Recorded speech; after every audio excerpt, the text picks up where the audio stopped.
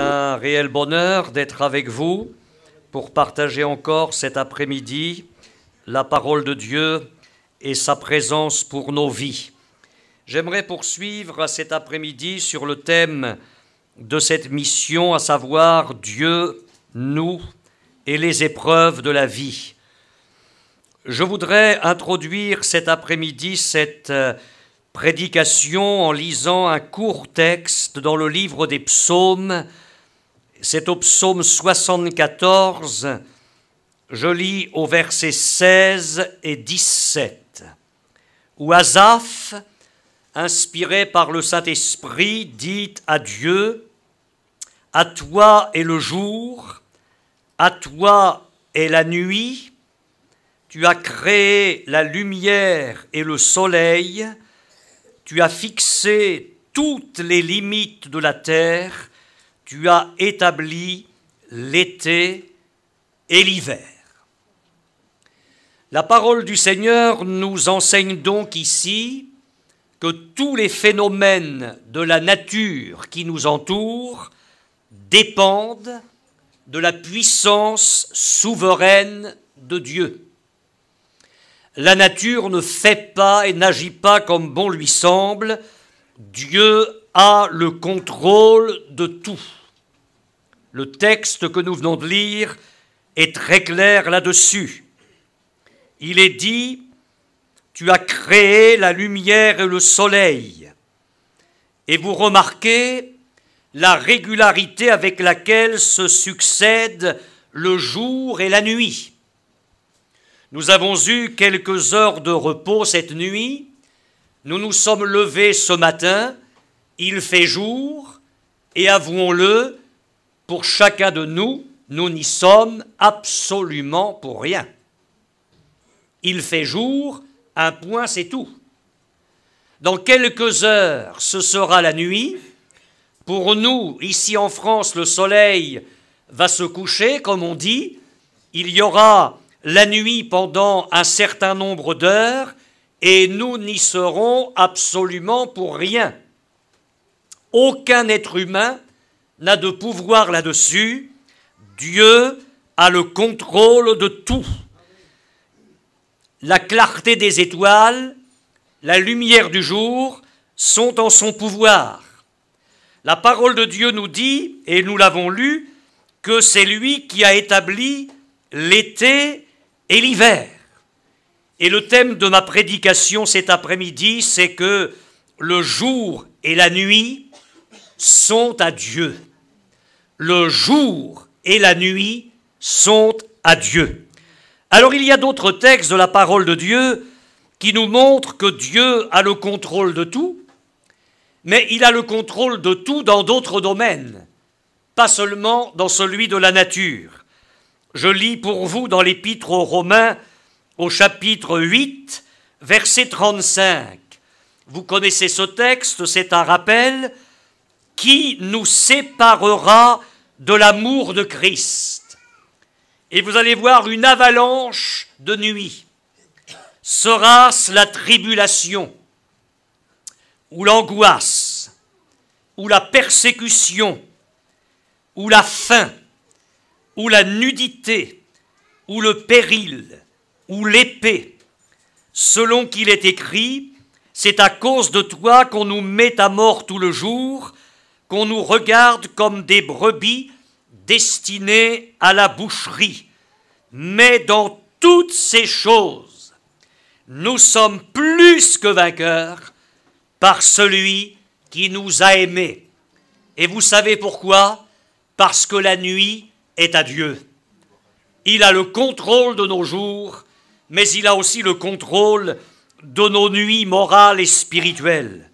Et Paul ajoute: « Car j'ai l'assurance que ni la mort, ça c'est la nuit, ni la vie, ça c'est le jour, ni les dominations, ni les choses présentes, ni les choses à venir, ni les puissances, ni la hauteur, on peut dire que c'est le jour, ni la profondeur, ça c'est la nuit, ni aucune autre créature ne pourra nous séparer de l'amour de Dieu manifesté en Jésus-Christ, notre Seigneur.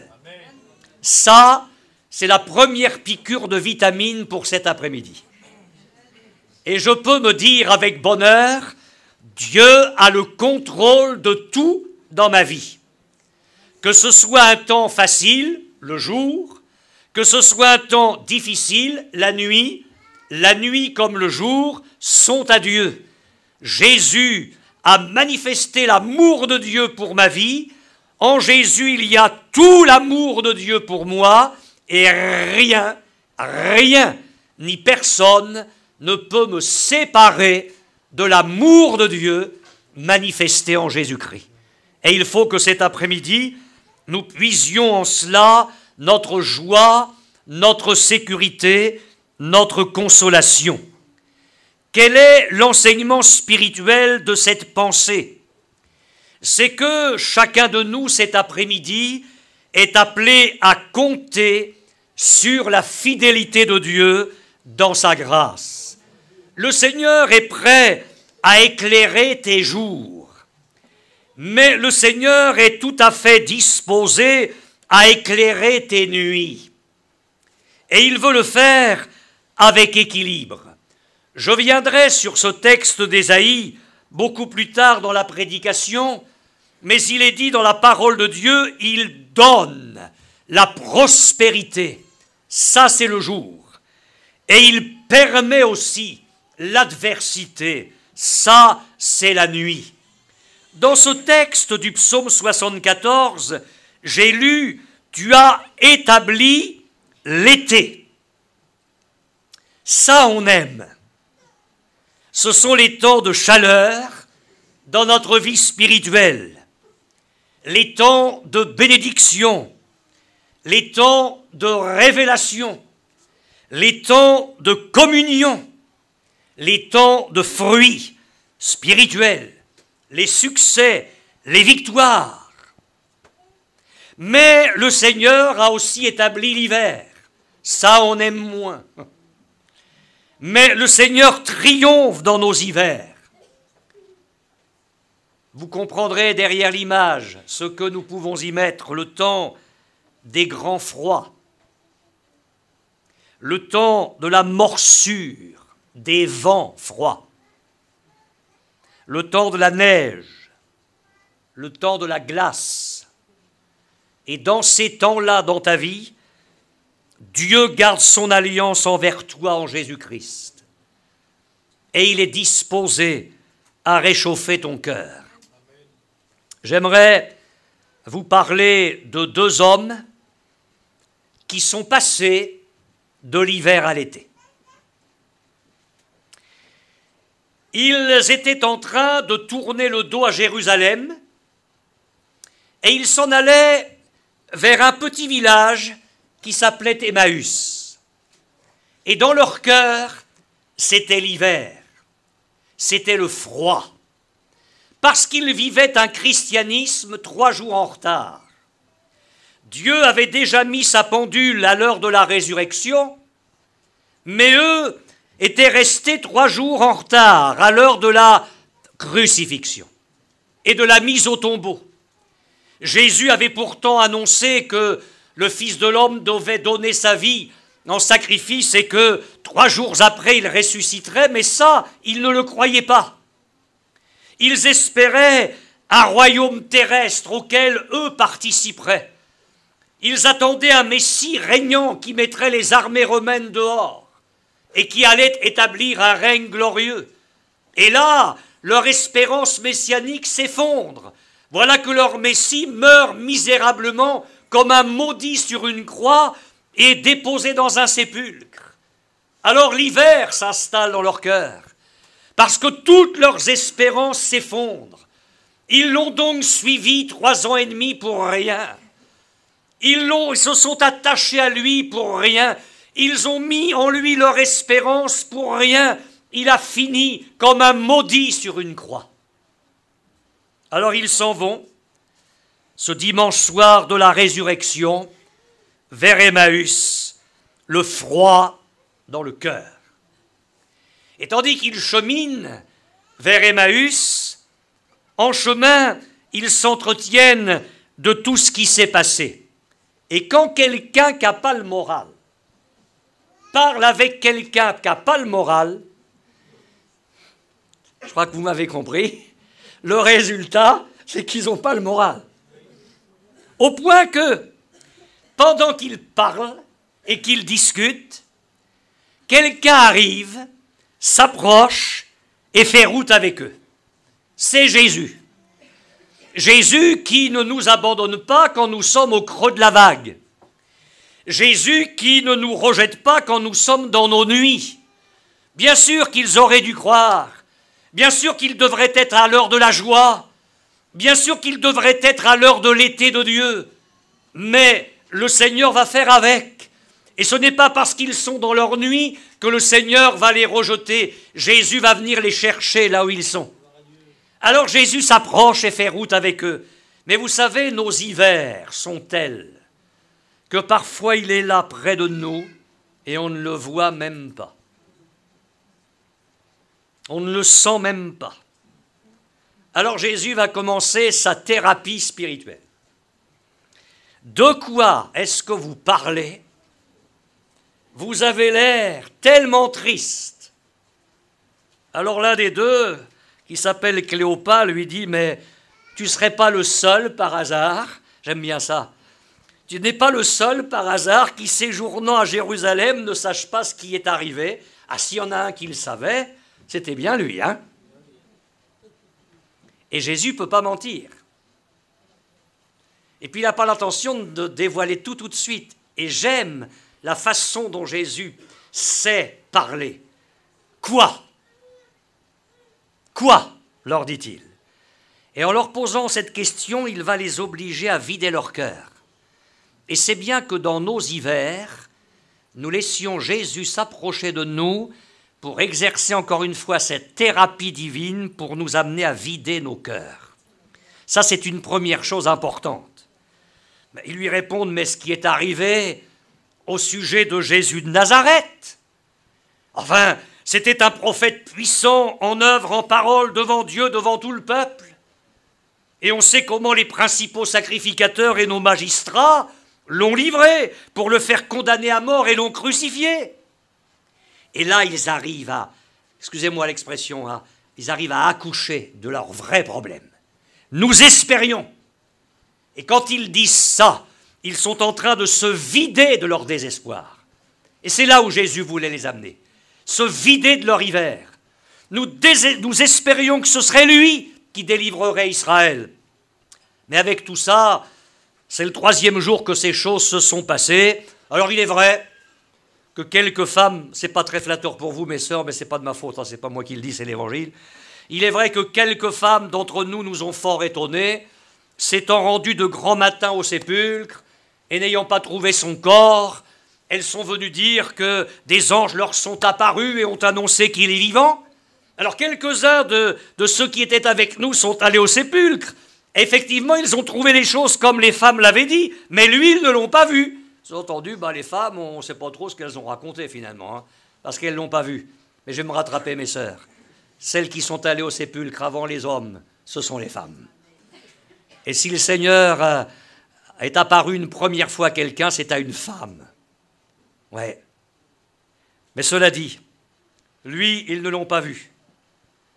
Et après les avoir amenés à parler de leur hiver, Jésus va commencer la guérison.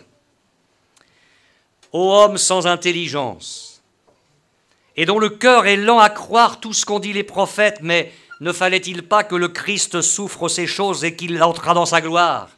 Alors qu'est-ce qu'il va faire? Une étude biblique. Et on ne fait pas une étude biblique sans Bible. Moi j'admire les hommes aujourd'hui qui arrivent devant les estrades comme ça et qui n'ouvrent même plus la Bible. Mais on ne peut pas prêcher la Bible sans la Bible. Alors Jésus a pris dans son cœur, il ne l'avait pas dans les mains, mais il a pris la parole de Dieu, ce qu'il y avait à l'époque. Pas le Nouveau Testament, il n'était pas écrit, mais l'Ancien. Et on peut prêcher l'Évangile avec l'Ancien Testament, parce que l'Évangile est en gestation dans l'Ancien Testament. Alors il a pris la Torah, ce qu'on appelle le Pentateuque, les 5 premiers livres de la Bible, il a pris les prophètes, Et puis il a commencé à leur expliquer dans toutes les Écritures ce qui le concernait. Allez, 60 stades, Jérusalem, Emmaüs, 11 ou 12 kilomètres, au rythme de marche tranquille, une petite étude de 2h30, étude biblique de 2h30. Puis il leur parle de ce qui le concerne, parce que la vraie lecture que nous sommes appelés à faire, c'est une parenthèse, la vraie lecture que nous sommes appelés à faire de l'Ancien Testament, c'est d'y trouver Jésus. En tout cas, moi, je sais que c'est la lecture que Jésus en faisait. Il allait chercher dans l'Ancien Testament ce qui le concernait. Et pendant qu'il leur parle, pendant qu'il fait cette petite étude biblique à 3, mais n'a-t-il pas dit là où 2 ou 3 sont assemblés? C'est la plus petite assemblée qui puisse exister, 2, plus Jésus. Là, ça a été formidable. Il leur a expliqué dans les Écritures ce qui le concernait. Et quelque chose est en train de se passer dans leur cœur, je vous en parlais dans quelques secondes. Finalement, on arrive au village, près de l'auberge, pour manger un morceau. Et puis ils disent, écoute, reste avec nous. Ils ne l'ont pas reconnu, mais cet étranger-là leur fait du bien. Reste avec nous. Le soir approche, le jour est sur son déclin. Alors quand on invite Jésus, il ne se fait pas prier, il reste. Alors on entre dans l'auberge, on se met à table et il prend le pain. Les mêmes mains qu'hier soir. Les mêmes mains qu'hier soir. Il mit sa main sur moi le soir. C'est un autre soir, c'est le même Jésus, ce sont les mêmes mains.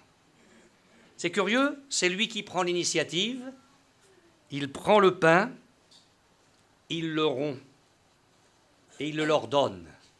Mais ils ont vu ça déjà 2 fois, 3 fois. Dans la première multiplication des pains, la main de Dieu sur le soir de nos besoins. La seconde multiplication des pains, les mains sur le soir de nos besoins. À l'institution de la scène, la main de Dieu sur le soir de notre condamnation pour que nous ayons la rédemption. Il rompt le pain, symbole de son corps. Et là, ce sont les mains du ressuscité. Et ça, d'un seul coup, ça déclenche quelque chose. Mais oui, ce sont ses mains. On a déjà vu ça. Et ils le reconnaissent, leurs yeux s'ouvrent. Ils n'étaient pas aveugles. C'est les yeux de leur entendement qui s'ouvrent. Ce sont les yeux de leur cœur. Ce sont les yeux de la foi. Ils le reconnaissent. Et là, ils n'ont plus besoin de lui, il disparaît. Et aussitôt, ils font le constat qu'ils sont passés de l'hiver à l'été. Parce qu'ils disent, notre cœur ne brûlait-il pas au-dedans de nous lorsqu'il nous parlait en chemin et nous expliquait les Écritures? Je crois que le but de la parole de Dieu, le but de la prédication, le but de nos réunions, c'est qu'à chaque fois nos cœurs soient réchauffés.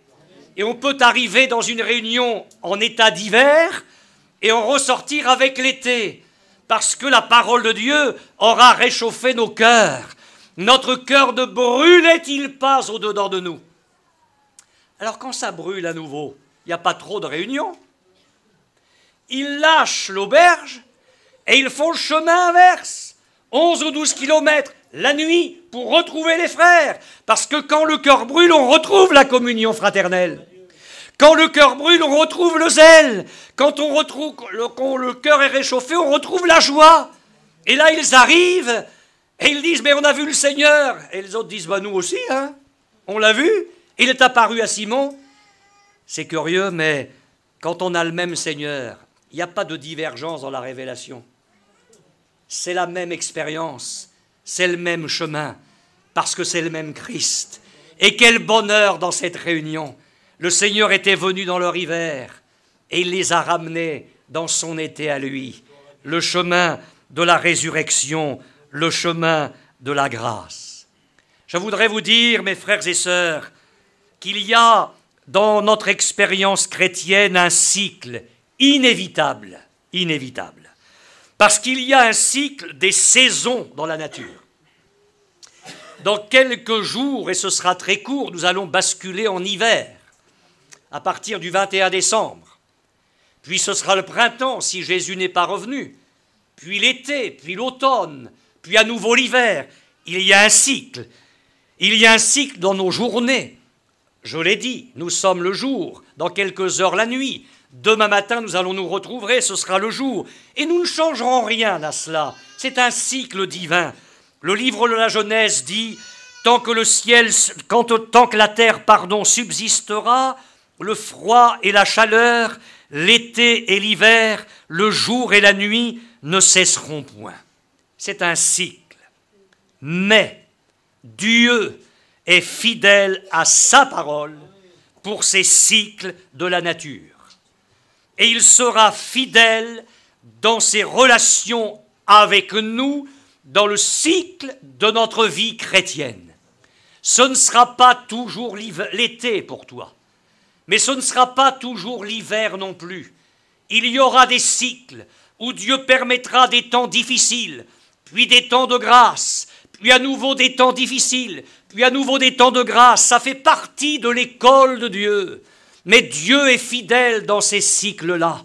Je voudrais que nous retenions au moins ça cet après-midi. Le jour et la nuit sont à Dieu. Quand Dieu permet le jour pour moi, il est avec moi. Et quand Dieu permet la nuit pour moi, il est avec moi. Les nuits que nous traversons ne sont jamais des temps de confort. Ce ne sont jamais des heures agréables. Mais il faut nous consoler dans le fait que le Seigneur connaît notre chemin. Il l'a tracé, il le permet et il nous soutiendra. Et il en est ainsi de nos hivers. Lorsque le Seigneur permet sur ta vie les rafales de l'adversité, quand Dieu permet les gelées sur ta vie spirituelle qui viennent geler les bourgeons de ton attente, et tu te dis, mais quand est-ce que je vais en sortir? Quand le Seigneur permet qu'une gelée blanche, froide, glaciale, recouvre ce que j'appellerais cet après-midi les prairies de ta joie, quand plus rien ne va, quand la joie s'en va et que tu pleures d'une façon légitime, quand Dieu a permis, ou quand il va permettre, les pertes, la croix, la maladie, la pauvreté et mille autres choses. Dans ces moments-là, il sera avec toi. Adieu est le jour, adieu est la nuit. Mais alors, il y a cette question, mais Dieu est un Dieu d'amour, pourquoi est-ce qu'il permet des nuits? Oh, j'ai plein de réponses là-dessus. Dieu permet des nuits pour nous éprouver. Dieu permet des nuits pour tester notre cœur. Dieu permet des nuits pour sonder les profondeurs et les raisons de notre attachement à lui. Je vous parlerai ce soir de Job. Mais est-ce que nous sommes attachés à notre Dieu pour ce qu'il nous donne? Ou est-ce que nous sommes attachés à lui pour lui? Est-ce que si Dieu coupait tous les robinets du ciel et cesse de nous gâter, de pourvoir à nos besoins et de nous bénir, est-ce que nous resterions attachés à lui? Est-ce que nous l'aimerions de la même façon? Est-ce que nous continuerions à le servir? C'est ça qu'il veut savoir. Le suivre quand il te bénit, quand tu as dans ta petite réserve 2 ou 3 bouteilles de champagne et de Pessac Léognan, ça roule. Mais le jour où tu n'as plus qu'un morceau de pain sec avec un verre d'eau, est-ce que tu rends grâce de la même façon? Alors Dieu permet des nuits. Il permet les rafales de vent froid, la gelée. Il permet la morsure des vents violents. Et il se dit là, je vais le tester, la tester. Pour quelle raison est-ce qu'elle m'aime? Pour quelle raison est-ce qu'il s'attache à moi? Pourquoi est-ce qu'il vient aux réunions? C'est ça que Dieu veut savoir. Il permet des nuits pour nous enseigner, parce que dans les nuits, il nous enseigne. Il permet des nuits pour nous instruire. Je peux vous dire que j'ai beaucoup plus appris du Seigneur dans les nuits que dans les jours. Oh oui, oh oui. Dieu permet des nuits pour nous corriger. Dieu permet des nuits pour nous éduquer. Dieu permet des nuits pour nous garder de l'orgueil. Dieu permet des nuits pour nous humilier. Dieu permet aussi des nuits pour fortifier notre foi, pour nous conduire à dépendre de lui et à ne compter que sur lui.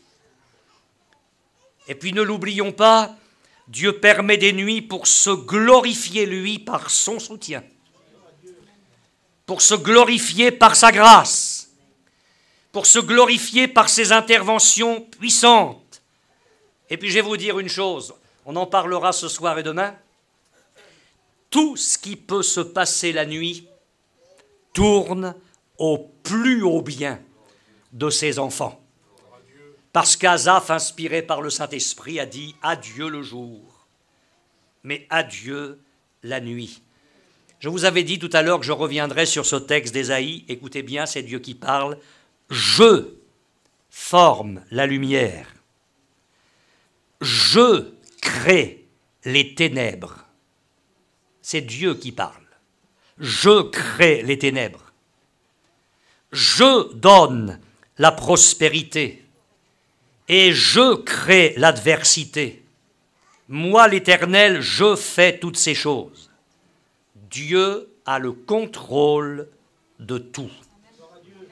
Avez-vous remarqué dans ce texte, je forme, je crée, je donne, je crée, je fais. Il n'y a pas de place pour quelqu'un d'autre.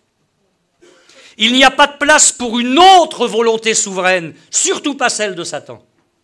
Dieu a le contrôle de tout. Et c'est ça, mes frères et sœurs, que cet après-midi, il faut serrer dans notre cœur.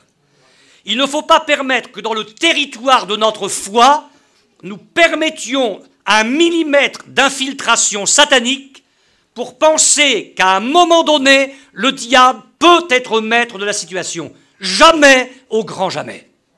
À Dieu est le jour et à Dieu est la nuit. Et ce n'est pas parce que cet après-midi, nous sommes dans la nuit de l'épreuve que c'est le diable qui mène le bal. Dieu reste celui qui a le contrôle de tout.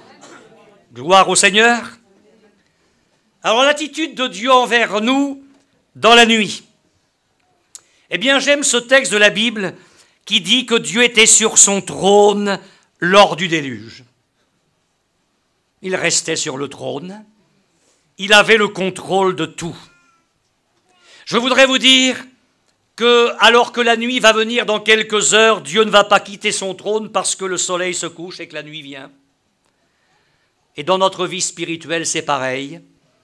Quand le soleil se couche et que Dieu permet la nuit, il reste sur son trône. Charles Spurgeon, qui a été un prédicateur remarquable des siècles passés en Angleterre, au point qu'il a été appelé le prince des prédicateurs, Charles Spurgeon a écrit « Ses yeux veillent sur nous comme des étoiles. » Il s'en passe des choses la nuit. Toutes les activités de la nuit se trouvent dans le pouvoir de Dieu. Alors il y a de bonnes choses, par exemple à certaines saisons, c'est la nuit que la rosée se dépose sur la terre. C'est la nuit qu'il y a l'influence de la lune, parce qu'il y a de bonnes influences de la lune pour la terre. Mais c'est aussi la nuit qu'il y a les alarmes, les dangers, la malveillance, la solitude. Dieu reste au contrôle de tout. Il y a quelqu'un dans le ciel n'est pas vide. Quel autre au ciel ai-je que toi? Dieu reste aux commandes. Un Dieu qui me dit dans le psaume 121, la lune ne te frappera point pendant la nuit. Alors s'il est vrai que le soleil apporte de précieux fruits le jour, il est tout aussi vrai que la lune apporte de précieux fruits la nuit. Et ça, c'est vrai spirituellement pour nous dans nos hivers. Dieu est le seul sage. Ne pensons pas que seul l'été peut nous bénir. Je parle sur le plan spirituel. Savez-vous que les gelées blanches tuent les insectes nuisibles? Ce n'est pas avec l'été que Dieu va détruire les petits insectes nuisibles de ta vie. Une petite amertume comme ça, qui fait sa petite galerie pour manger les petites plantes qui pourtant auraient pu apporter de la vie et des fruits. Alors Dieu permet une bonne gelée pour tuer les insectes nuisibles. Les gelées viennent enrayer les maladies contagieuses parce que dans le froid, il y a une action contre les microbes. Dieu soit béni pour ça. Quand Dieu nous délivre de nos petites contagions, je ne sais pas, moi par exemple, les ragots, les rumeurs, le mécontentement, le découragement, pas à Cestas, mais ailleurs. Alors Dieu permet quelques gelées. Savez-vous que les gelées brisent les mottes de terre? Quand c'est vraiment dur, eh bien la gelée arrive à casser ça. Et les gelées préparent le terrain. Et ce n'est pas toujours l'été que Dieu brise nos cœurs. Ce n'est pas toujours par une bénédiction. C'est par une bonne épreuve qui nous brise, qui nous amène à pleurer. Là, on sent que, d'ailleurs, on ne s'en doutait pas. On ne le savait même pas, mais il y avait encore des mottes dures. Et le Seigneur est en train de faire exploser ça dans le cœur. Il prépare le terrain. Et puis il vient avec son feu dans nos hivers. Comme sur le chemin d'Emmaüs. Il vient avec la flamme de sa parole. Il vient avec sa chaleur, sa présence, son esprit. Il vient avec les vêtements chauds de ses promesses. Alors il faut que nous travaillions dans notre hiver actuel, parce que j'ai lu ceci dans la parole de Dieu, à cause du froid, le paresseux ne laboure pas. À la moisson, il voudrait récolter, mais il n'y a rien. Alors quand c'est le froid, ne soyons pas paresseux, mais disons, Seigneur, c'est un moment extrêmement difficile, mais je veux continuer à être actif, zélé. Je veux continuer à être à ma place, dans mon service, dans mon attachement, dans ma consécration. Je ne veux me laisser entamer par rien, parce qu'il y a probablement dans cet hiver-là un temps où tu attends que je travaille en vue d'une récolte. Et si je manque le temps de l'hiver, je manquerai le temps de la moisson. Il faut que nous restions dans le programme de Dieu et dans les saisons de Dieu. Si Dieu permet l'hiver, il y a quelque chose de bon pour nous en vue de l'avenir. Et justement, je vais y venir. Qui connaît les hivers? Je vais vous encourager, tous les enfants de Dieu. Vous avez bien fait de venir à la réunion. Mon frère, ma sœur, si tout va bien pour toi, prends courage, ça va bientôt aller mal.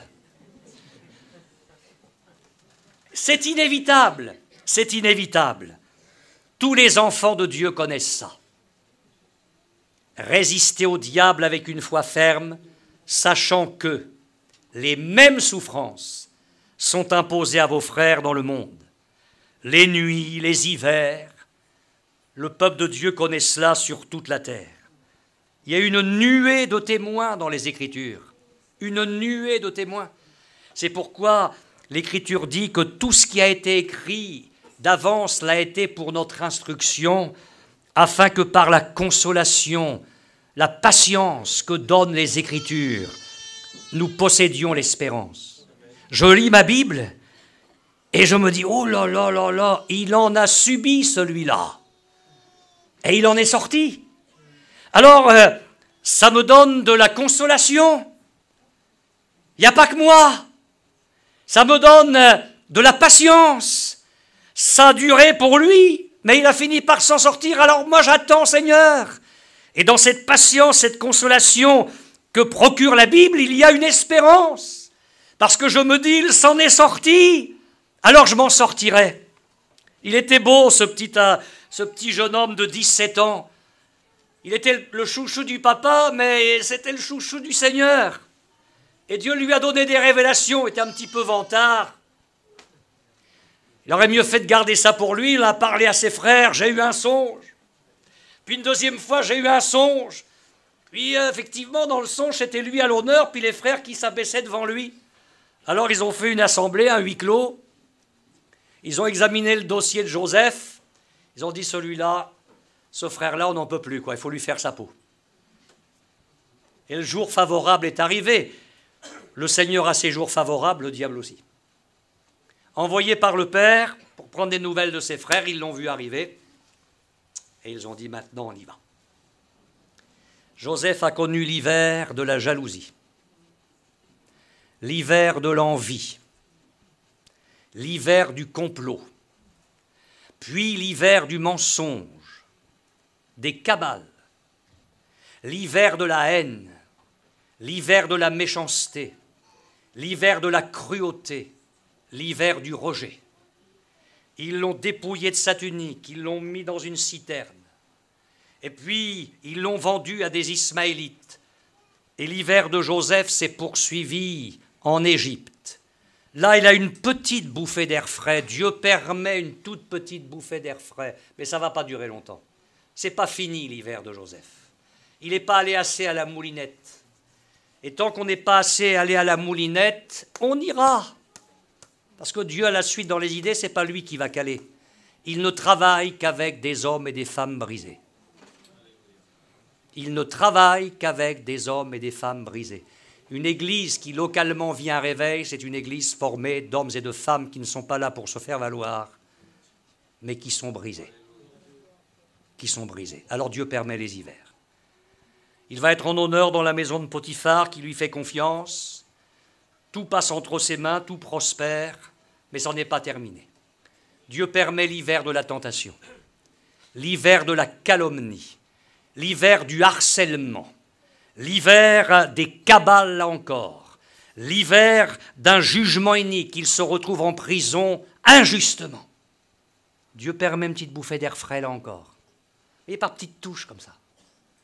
Il va rendre service à 2 officiers de Pharaon qui ont des songes, il leur donne l'explication.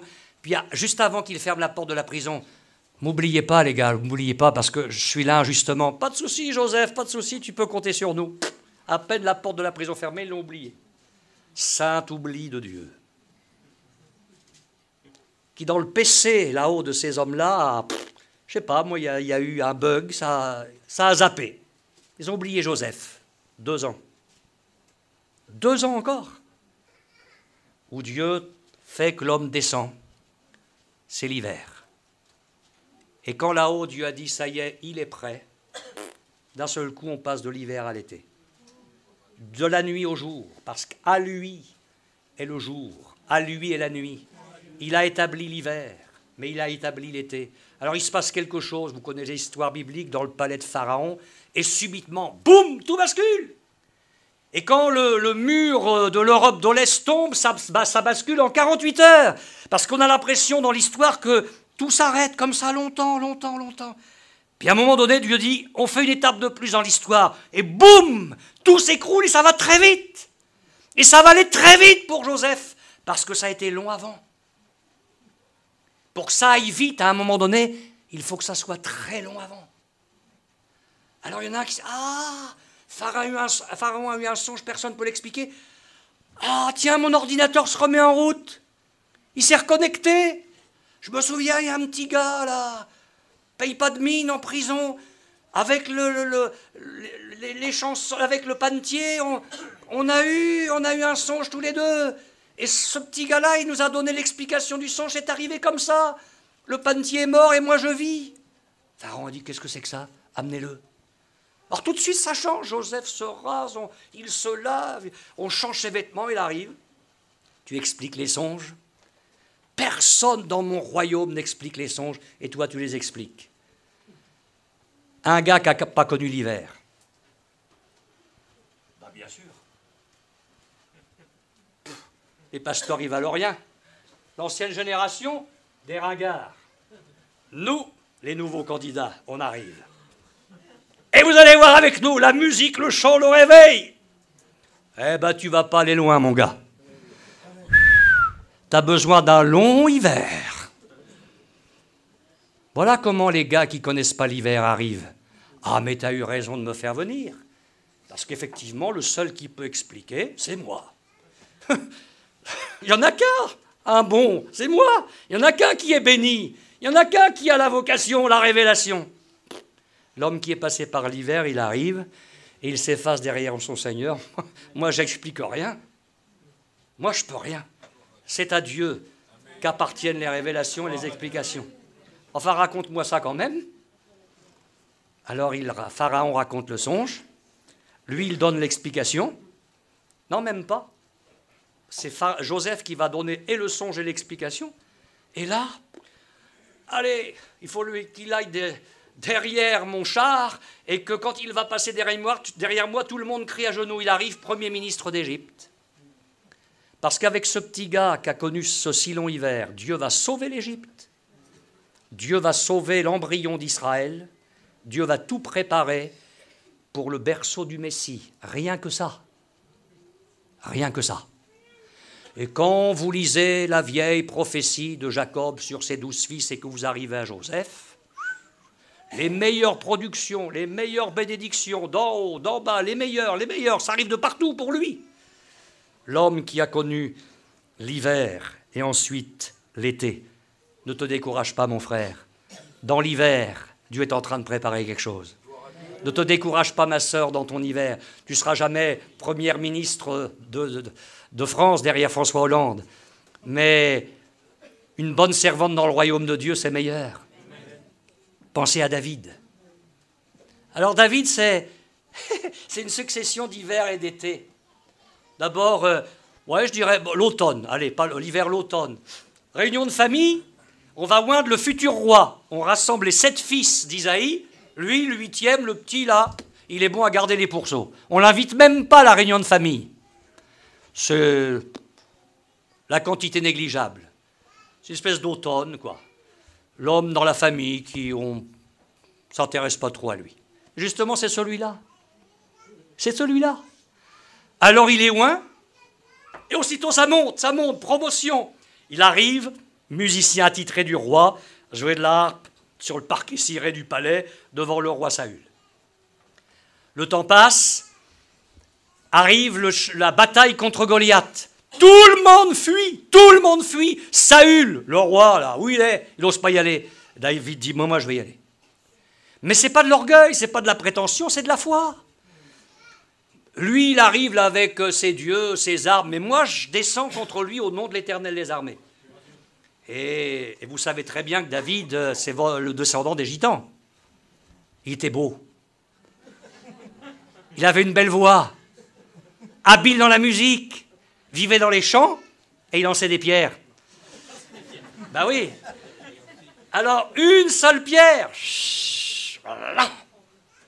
Et là, l'été. Le peuple l'acclame, les jeunes filles sont là avec des yeux qui brillent. Oh, ce gars-là, c'est celui-là qu'il me faut, quoi. C'est que les filles d'Israël, elles étaient là quand David est passé. On a chanté, allez, on va faire un cantique. Dieu a donné les 1000 à Saül, les 10 000 à David. Et l'autre, il entend ça, lui. Ah oui, c'est à lui qu'on donne les 10 000 alors que c'est moi le roi. Et Dieu dit, il a connu le succès, mais un petit peu trop vert pour le succès. Le moment de l'hiver va arriver. La haine, le désir de Saül de tuer David, la jalousie, l'envie. Et là, je n'ai pas le temps de vous expliquer tout ça, mais c'est tout l'hiver qui arrive. David va être dépouillé de tout. Son service de responsabilité, ses amis, sa femme, son ami intime, il perd tout au fur et à mesure. Il perd l'appui de Saül parce qu'il devra quitter Rama. Il perd l'appui d'Achimélec, la sacrificature, parce que là, il raconte une histoire et ça se termine mal pour Achimélec. Il va perdre l'appui de Jonathan. Il perd tout parce que Dieu l'attend dans une caverne où il n'y a plus personne. Adullam. C'est là que Dieu l'attend. Là où il n'y a plus rien, là où il n'y a plus personne, au fond de l'hiver, parce qu'un jour, il va être le roi selon le cœur de Dieu. Et parce que le Saint-Esprit va écrire dans la première ligne de mon évangile, généalogie de Jésus-Christ, fils de David, pas fils de Saül, pas fils de Salomon, fils de David. Il y a quelque chose de messianique, il y a quelque chose du Christ à venir dans sa vie, mais pour ça, il faut l'hiver le plus froid pour qu'un jour il connaisse l'été avec Dieu. Le temps me manque pour vous parler de Daniel. Le temps me manque pour vous parler d'Anne, la maman de Samuel. Sa rivale, tous les ans, a un nouveau poupon. Alors pour les maris, parfois, les cris d'un bébé la nuit. Mais l'autre, Pénina, t'as vu? T'as rien, toi? Regarde, un de plus. Et dans le cœur d'Anne, qui ne pouvait pas avoir d'enfant, c'était terrible. C'était quoi? L'hiver, préparant un été. La sacrificature, excusez-moi, mais vous me connaissez un petit peu maintenant, était en train de pourrir jusqu'à la racine. Élie avait dérapé, incapable de voir. Une sacrificature sans discernement, c'est plus une sacrificature. Les fils étaient pourris, il y avait de la débauche en haut lieu. Ce système-là était en train de pourrir sur pied. Dieu était en train de remplacer la sacrificature par un courant prophétique. C'est la prophétie qui allait remplacer la sacrificature pendant un temps. Après Élie, il y aurait un autre homme faisant entendre une voix prophétique. Il n'y avait qu'à choisir dans la maternité de Pénina. Ah non, non, on ne va pas chercher le courant prophétique qui sort d'un sein comme celui de Pénina. Il faut un homme qui sorte de l'hiver pour connaître l'été. Alors Anne est là. Tous les ans, c'est le couteau dans la plaie. Et un jour, elle n'en peut plus. Elle n'en peut plus. C'est là que Dieu l'attend. Dieu lui a fixé rendez-vous dans le temple, seul à seul avec elle. Et écoutez-la, l'amertume dans l'âme, elle n'en peut plus, on n'entend pas le son de sa voix, elle ne fait que remuer les lèvres. Et l'autre, le vieux sacrificateur, il prend ça pour de l'ivresse, pauvre type, qui n'est même plus capable de sentir la détresse d'une femme d'Israël. Fais passer ton vin. Mais non, je ne fais pas passer mon vin, je ne suis pas ivre, j'en peux plus. J'en peux plus, je souffre. Et je viens de demander à Dieu qu'il me donne un fils. Et vous savez ce que Dieu attendait dans l'hiver? C'est que le fils, ce ne soit pas pour elle, ce soit pour Dieu. C'est ça que Dieu attendait. L'autre, la maternité, c'était à elle. Il y a lui, il y a David, il y a Élie, tout ça, c'est à moi, regardez, mes enfants. Ben oui, mais il n'y en a aucun qui fera quelque chose. Mais l'enfant qui sort de l'hiver, c'est du futur prophète. C'est le nouveau système après celui qui vient de s'effondrer. Alors elle a dit, écoute, si tu me donnes un fils, ça ne sera pas pour moi, ce sera pour toi. Elle n'a pas osé dire, je te le donne, elle a dit, je te le prête pour toute sa vie. Peut-être ça l'a rassuré de dire ça, mais en tout cas, Samuel a été donné au Seigneur. Voyez-vous, derrière nos hivers, Dieu a des plans. Vous parlerez de Job ce soir. Vous pourrez parler du Nouveau Testament. Paul, nous nous rendons recommandables comme serviteurs de Dieu, au milieu de la gloire, l'été, le jour, et de l'ignominie, l'hiver, la nuit, au milieu de la bonne réputation, l'été, le jour, au milieu de la mauvaise réputation, l'hiver, la nuit.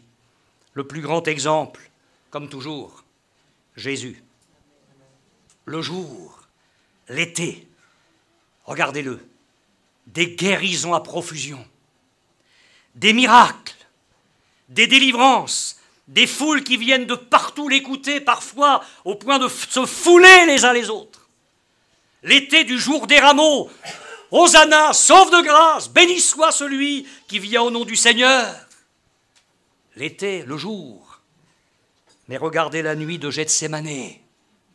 Seul a foulé au pressoir à huile. Il lutte contre l'enfer. Seuls, même les meilleurs du groupe, s'endorment de tristesse. Et il lutte jusqu'à ce que sa sueur devienne comme des grumeaux de sang qui tombent à terre. Personne, je crois, sur la terre n'évaluera jamais un jour ce qu'a été la lutte de Gethsémané pour ta vie et pour ma vie. Regarde-le dans les ténèbres de Golgotha. Regarde-le dans la longue nuit du sépulcre. C'est la nuit, c'est l'hiver pour Jésus. Mais regarde le jour de Pâques, l'été de la résurrection qui continue toujours. Qui continue toujours. Nos nuits, la nuit de l'adversité, la nuit de l'opposition, la nuit de la difficulté.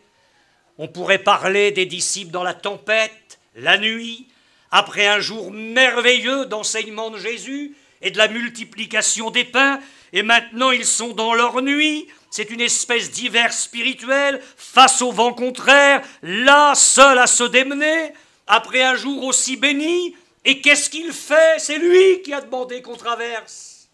Il n'est pas si loin que ça. D'où il est, il doit bien voir la tempête.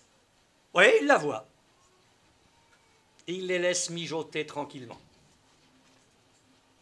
Il y a 4 veilles dans la nuit. Il ne va pas venir à la première, ni même à la deuxième, ni même à la troisième. Il va arriver à la 4e. Le Seigneur n'est jamais en retard, mais regardez bien, il est rarement en avance. Il y a toujours une école où il vient au meilleur moment. Les disciples ont dépensé toute leur énergie, ils savent qu'à moins que quelque chose de surnaturel se passe, ils n'avanceront plus. Alors il arrive, mais il arrive comme le je suis. Il arrive comme le Dieu fait homme. Il marche sur l'eau. Il se dit, c'est pas possible, ça on n'a jamais vu ça. Qu'est-ce que c'est que ça? C'est un fantôme. Ils voient Jésus comme ils ne l'ont jamais vu, dans une dimension qu'ils ne connaissent pas. C'est ça aussi nos hivers, apprendre à connaître Jésus comme nous ne le connaissaient pas avant. Il panique, il pousse des cris. Et lui, il dit, rassurez-vous, je suis. Il ne dit pas c'est moi, il dit je suis. C'est comme le je suis de l'Exode 3. Il arrive comme Dieu pour les secourir, à la 4e veille de la nuit. Et là, la barque arrive aussitôt à bon port. Jésus les secourt.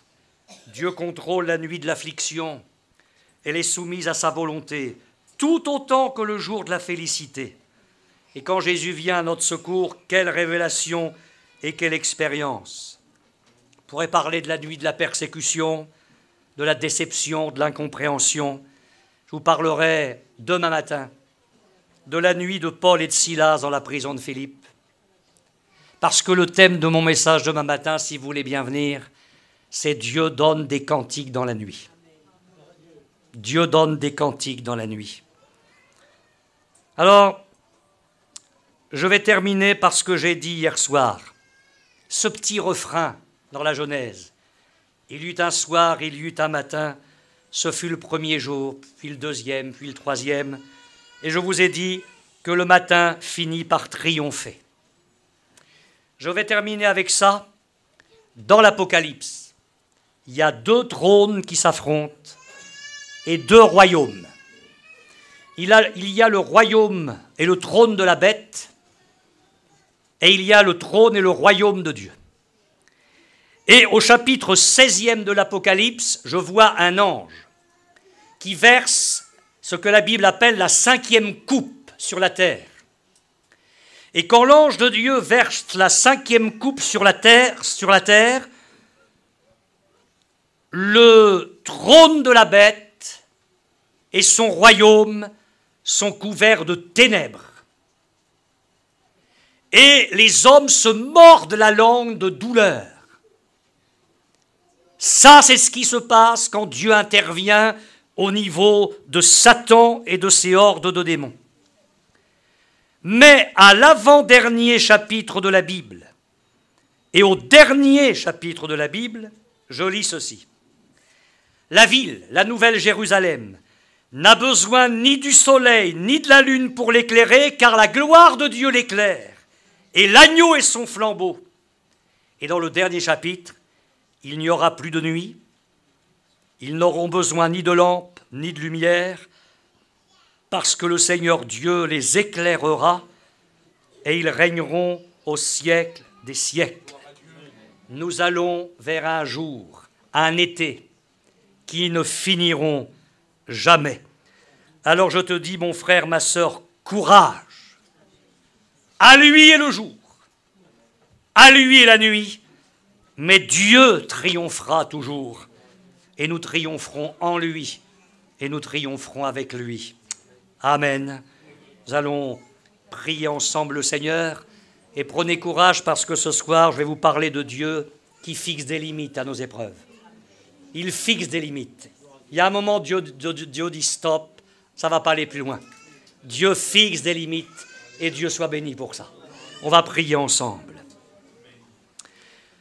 Je te bénis, Seigneur, de ce que tu restes souverain, de ce que tu as le contrôle de tout.